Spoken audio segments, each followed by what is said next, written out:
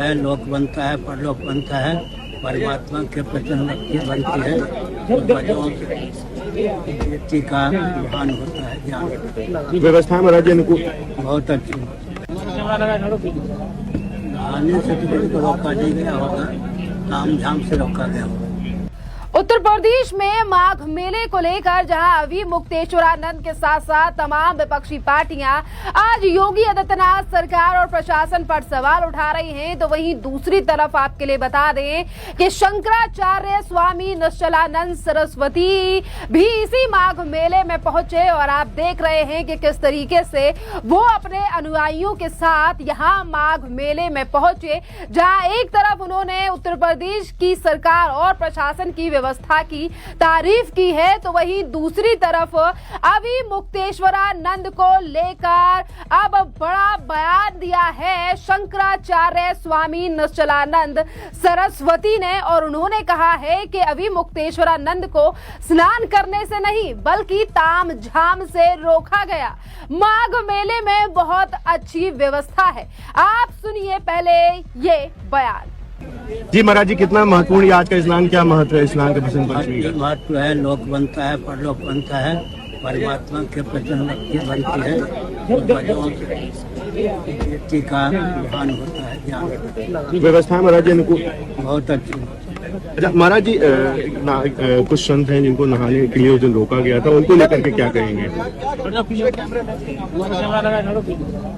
नहाने से किसी को रोका नहीं गया होगा, ताम झाम से रोका गया होगा। उनको लेकर कोई विचार नहीं महाराज, उनको स्नान करना चाहिए महाराज जी अब आके। झगड़ा मत लगाओ। देखिए, आपने बयान सुना कि किस तरीके से शंकराचार्य स्वामी निश्चलानंद सरस्वती ने खुद योगी आदित्यनाथ की तारीफ की है, उनकी व्यवस्था की तारीफ की है और कहा है कि किस तरीके से अभी मुक्तेश्वरानंद पालकी लेकर गए और मेले की व्यवस्थाओं को किस तरीके से खराब करने की कोशिश की, और वहीं दूसरी तरफ ये भी कहा कि ये सिर्फ एक दावेदार शंकराचार्य को ही समस्या क्यों हो रही है, अन्य शंकराचार्य जैसे द्वारका और श्रृंगेरी पीठाध्यक्ष यानी कि तमाम और भी शंकराचार्य हैं, उन लोगों को शिकायत क्यों नहीं हो रही है। आज ये भी सवाल उठ रहे हैं। आपके लिए बता दें कि जहां एक तरफ आपने यहां पर बयान सुना, और ये पहली बार नहीं है जब किसी शंकराचार्य ने इस तरीके से सीएम योगी आदित्यनाथ की तारीफ की है और अभी मुक्तेश्वरानंद के ऊपर सवाल उठाए हैं। आपके लिए बता दें कि अभी मुक्तेश्वरानंद के द्वारा जिस तरीके से सवाल उठाए गए और कहा गया कि योगी सरकार के प्रशासन ने हमारा अपमान किया, जहां तमाम राजनीतिक पार्टियां इस पर बयानबाजी कर रही हैं, पर वहीं दूसरी तरफ तमाम ऐसे अब शंकराचार्य हैं जो कि इस पूरे मामले पर अपनी राय रख रहे हैं। और यहाँ पर अगर हम बात करें पुरी के गोवर्धन मठ के शंकराचार्य स्वामी निश्चलानंद सरस्वती की, तो देखिए जहाँ एक तरफ उन्होंने योगी आदित्यनाथ सरकार की प्रशासन की तारीफ की है और उससे पहले भी इन्हीं शंकराचार्य के द्वारा सवाल उठाए गए थे अभी मुक्तेश्वरानंद के ऊपर कि ये कोई शंकराचार्य नहीं है, और अभी मुक्तेश्वरानंद का मामला पहले से ही हाईकोर्ट और सुप्रीम कोर्ट में पेंडिंग है कि किस तरीके से वो अपने आप को शंकराचार्य बता रहे हैं, और इन तमाम चीजों पर पहले ही प्रशासन अभी मुक्तेश्वरानंद को नोटिस दे चुका है। और इसी के साथ साथ हम आपके लिए बता दें कि योगी सरकार ने माघ मेले में किस तरीके से एक बड़ा भव्य आयोजन किया है और कुंभ मेले जैसा भव्य बनाया है। 2026 में 4 करोड़ से ज्यादा श्रद्धालु आने वाले हैं इस माघ मेले में, और कोई गड़बड़ी नहीं। और अभी मुक्तेश्वरानंद जी का शंकराचार्य टाइटल खुद ही विवादित है। देखिए, लगातार सवाल उठते हैं कि किस तरीके से अभी मुक्तेश्वरानंद अपने आप को शंकराचार्य बताते हैं, पर उनका यही टाइटल काफी ज्यादा विवादित है, जिस पर अब सवाल भी उठने लगे हैं। सुप्रीम कोर्ट में इस पूरे मामले पर केस चल रहा है और सरकार सिर्फ कानून का पालन कर रही है और किसी को भी अपमानित नहीं किया गया है। ये राजनीति स्टंट है, क्योंकि कांग्रेस और विपक्षी पार्टियां इसे भुनाने की कोशिश कर रहे हैं। और सिर्फ कांग्रेस ही नहीं, समाजवादी पार्टी भी इसमें बढ़ चढ़कर हिस्सा ले रही है। आम आदमी पार्टी के नेता भी अब इसमें कूद पड़े हैं, जो लगातार प्रशासन पर सवाल उठा रहे हैं। पर आज तमाम धर्म गुरु अभिमुक्तेश्वरानंद को लेकर भी सवाल उठा रहे हैं कि किस तरीके से अभिमुक्तेश्वरानंद माघ मेले में स्नान के लिए नहीं बल्कि राजनीति करने के लिए क्या पहुंचे थे, और वहां पर 200 अनुयायियों के साथ वो पहुंचे थे, और किस तरीके से प्रशासन ने उन्हें स्नान करने से नहीं बल्कि तामझाम से रोका था। और आज भी ये बड़ा बयान दिया गया है एक बड़े ही शंकराचार्य के द्वारा।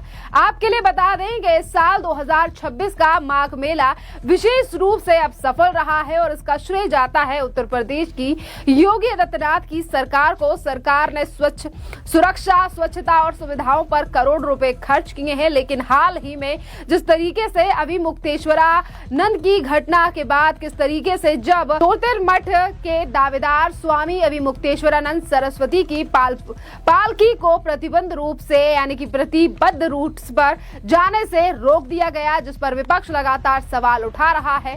और वहीं दूसरी तरफ कांग्रेस की अगर हम बात करें तो सबसे पहले समाजवादी पार्टी और कांग्रेस के नेता अब ये कह रहे हैं कि सरकार ने स्वामी जी को अपमानित किया, लेकिन तथ्य ये है कि नोटिस सिर्फ शंकराचार्य टाइटल के दुरुपयोग पर था, जो कोर्ट में विवादित है। और अभिमुक्तेश्वरानंद जी के दावे पर सवाल है, क्योंकि ज्योतिषमय पीठ पर कई दावेदार हैं। योगी सरकार ने कहा है कि सभी पर समान नियम लागू होते हैं, किसी को विशेषाधिकार नहीं दिया जाएगा। और यही बात पहले भी इलाके के डीएम और जो डिविजनल डीएम है वो कह चुके हैं कि किस तरीके से यहाँ पर बिना किसी भी अपूर्व अनुमति के यहाँ पर पहुंचे थे मुक्तेश्वरानंद, और इसी मामले पर अब तमाम राजनीति होने लगी है। पर यहाँ पर हम आपके लिए बता दें कि सीएम योगी आदित्यनाथ पहले ही कह चुके हैं और कहा है उन्होंने कि हमारी सरकार धर्म की रक्षा करती है, लेकिन कानून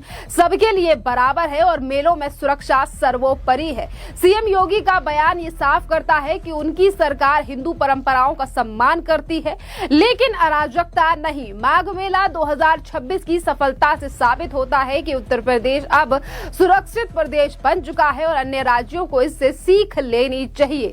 वहीं आपके लिए बता दें कि किस तरीके से जहां एक तरफ अभिमुक्तेश्वरानंद और तमाम राजनीतिक पार्टियां जो विपक्ष में हैं, आज वो योगी सरकार को लेकर सवाल उठा रही हैं, पर वहीं दूसरी तरफ किस तरीके से तमाम शंकराचार्यों के बयान सामने आ रहे हैं। और इसी के साथ साथ हम आपके लिए बता दें कि धर्म गुरु भद्राचार्य के द्वारा भी सीएम योगी आदित्यनाथ की तारीफ की गई, और उन्होंने भी अभिमुक्तेश्वरानंद को लेकर सवाल उठाए थे कि किस तरीके से अभिमुक्तेश्वरानंद वहां पर 200 अनुयायियों को लेकर गए थे।